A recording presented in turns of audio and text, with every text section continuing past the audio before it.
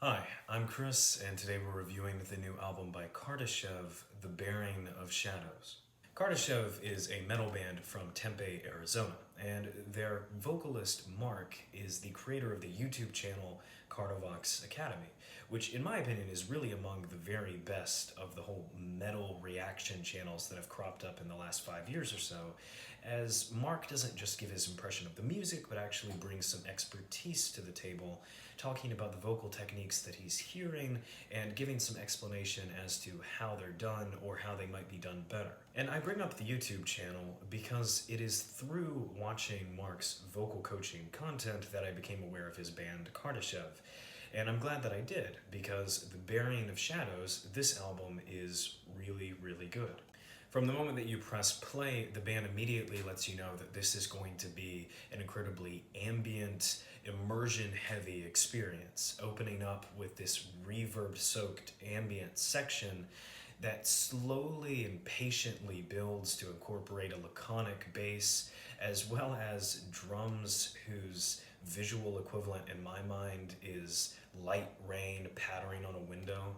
But without ever actually going away over the course of the song or really the entire album, those ambient, more laid back elements are soon contrasted by distorted guitars, as well as Mark's very gritty low growls and high pitched screams.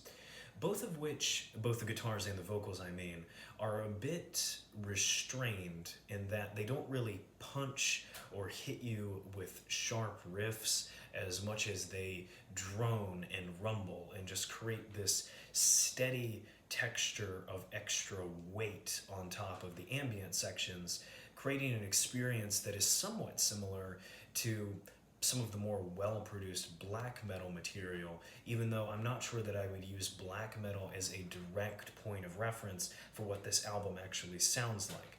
And I think that it's because of these elements, as well as the very measured plotting of the song structures and the overall sense of melancholy that is infused into these songs, that the band has been categorized with descriptors such as death gaze or post-death gaze. And with that genre classification, I haggle a little bit. Because listening to this record, a band like Death Heaven is immediately brought to mind, whose dreamier sections on albums like Sunbather definitely have a lot of shoegaze influence. But the more ambient sections on this record aren't quite as dreamy or as wet, reverb-soaked as they are. Additionally, the clean guitar leads that scream and noodle all over this record are much more reminiscent to me of what was referred to as progressive metal or progressive metal bands, just as Tool was coming off of 10,000 Days and just before Gent really became its own genre. And by saying that, I'm referring to bands like Richelieu and Carnival.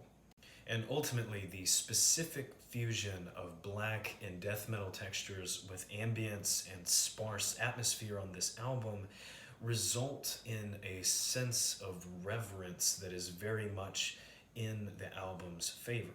Whereas most metal makes me feel something very acute in terms of the emotions that it conveys, whether that be intense pain or intense elation or a momentary sense of invincibility, this album makes me feel something much more nuanced and dull. Although I don't use the word dull in a pejorative way, I use it as a positive, because the image that comes to my mind when trying to convey the emotional experience of listening to this album is standing in a very, very old, beautiful cathedral that has also been abandoned for hundreds of years. It's this sense of being amongst something that was once incredibly significant and now is gone. And of course, the word that is commonly used to express this kind of art is gothic. And as compatible as the word gothic would seem to be with metal, it's actually quite rare, at least in my personal listening experience, to find metal that accurately conveys what gothic art ought to feel like, largely because metal is such an extreme musical genre that, as I said at the beginning of this ramble, the emotional experience is typically very acute.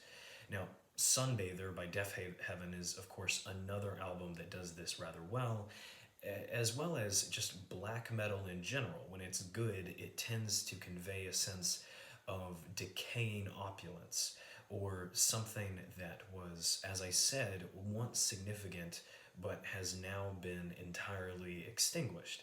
It's a similar emotional experience to standing in an empty field where some historical battle was once fought, or walking through some decaying mansion where people once lived their lives. There are numerous examples of what I'm talking about, and I'll cut myself off so I can get on with the review, but I do think that the standout quality of this record is that it does convey that gothic experience.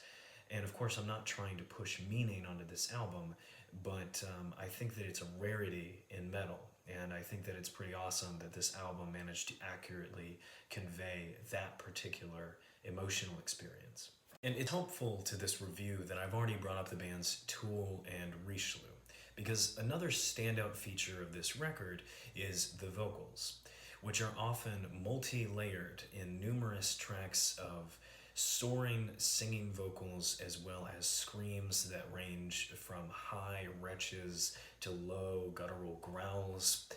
And a couple of timbres that come to mind, third-party vocalists, are Maynard James Keenan, specifically as he presents himself in his Pussifer project, as well as the vocalist of Richelieu, whose name I am too lazy to look up.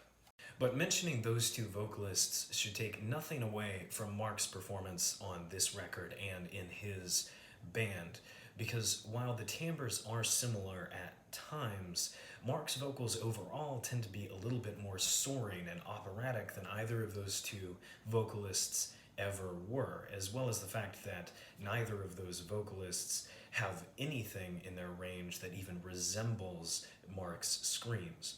And I really do think that Mark's screams are perfect for this project, as in the context of the instrumentation that they're surrounded by, they manage to convey much more emotion, a much more sincere sadness and dull, longing frustration than is typically associated with extreme vocals as a whole.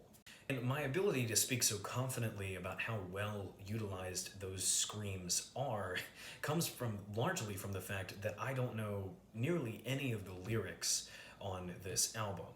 The vocal performance alone, completely regardless of lyrical semantics, managed to communicate to me a lot of sadness and pain in a way that I sincerely resonated with. Additionally, there seems to be more care taken on this album to play around with vocal dynamics in the mixing than I normally hear in metal as a whole. Sometimes the vocals are buried in the instrumentals, sometimes they're very present and in your face. At one point on the record, the vocals are literally just the faintest whisper possible, with them still being audible in the mix. And all of this variation and dynamic change leads to an incredibly engaging and emotional listening experience. And really, across the board, the production is very good on this thing, especially for an independent band. Whoever is doing the mixing and mastering took a lot of care to make sure that when an ambient section needs to be driven by the bass is super present and loud, and when that ambient section needs to be shattered by a blast beat, the drums have all of your attention. While listening to this, the only criticism that I could really think to level at it is that the first 3 songs, and there are only 4 total, but the first 3 songs are a little bit indistinct after listening to them, in the sense that once I was done listening to the record, it was difficult for me to remember what each one of them sounded like / made me feel in discretion from one another. But that criticism is largely struck down by the fact that this is such a brief and unified album. Additionally, the songs almost seem to be separated from one another arbitrarily. Now, from a songwriting standpoint, it's fairly clear that that's not true, but the band has taken care to truly let them just bleed into one another. While there are definitely identifiable beginnings and endings. This seems like an album that was definitely supposed to be consumed all at once, and running at only 25 or so minutes, it seems sort of silly to criticize the album for not having standout songs. There were only 4 songs. And objectively, while all 4 of these songs use a lot of similar elements, similar structures, and subjectively make me feel a lot of the same things, that really can't be said in absolution, because the 4th and final track on this record is definitely a somewhat different experience. I mean, from the moment it started, it opens on another ambient section just like all the other tracks, but it made me feel a sense of malevolence instead of melancholy. It's definitely a much angrier track, even though just objectively looking at the pieces that are there, it's really not that different from the others. So, really, I'm just arguing with myself at this point, because in my subjective opinion, the argument against this record that I just brought up is not even something that I agree with. That happens when you review music. You look for things to criticize, and then you get angry at yourself because, I mean, if you like something, just like it. So I don't have any concrete criticisms for this record. Really, the only negative that I have is that there was nothing on the album that, after I walked away from it, I thought of as a distinctly and unprecedentedly amazing moment.